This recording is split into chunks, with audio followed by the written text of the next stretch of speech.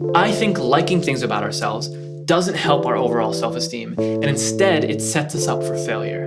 And I can explain that using Hindu philosophy. In Hinduism, you never want to be attached to things, because that always generates fear and panic about the opposite. Let me give you an example. Let's say I have a really infectious laugh, and I really like that about myself.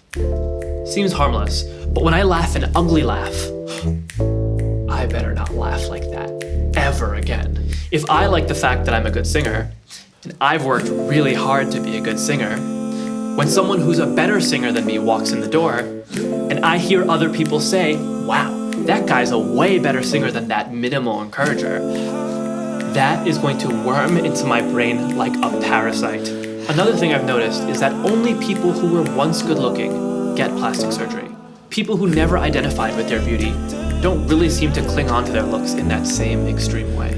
We all remember that straight A student who'd get super pissy when someone else got a better grade. I know tons of musicians who feel personally attacked when they hear about Taylor Swift doing better than them. We think liking things about ourselves will help our self-esteem, but in reality, our favorite things about ourselves just make us scared, jealous, and bitter. And it makes perfect sense, because we are giving ourselves transactional love. I love you, but only if you're a good singer today. Does that mean if I make a mistake during performance, all my self-esteem just goes out the window?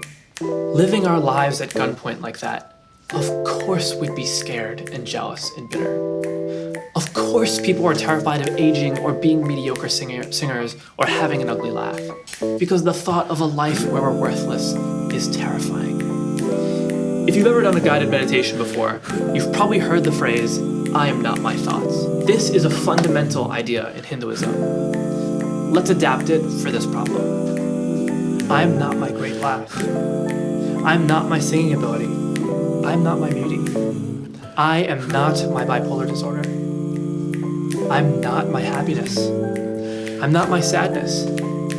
I'm not other people's perceptions of me.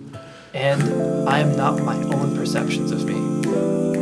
We are not in control of any of these attributes about ourselves, so why are we waiting until we can control them to love ourselves?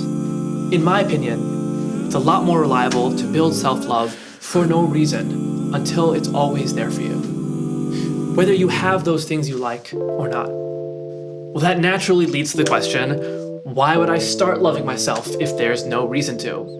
There was a kick in the ass that I needed to start that process, and I talk about it in this video here.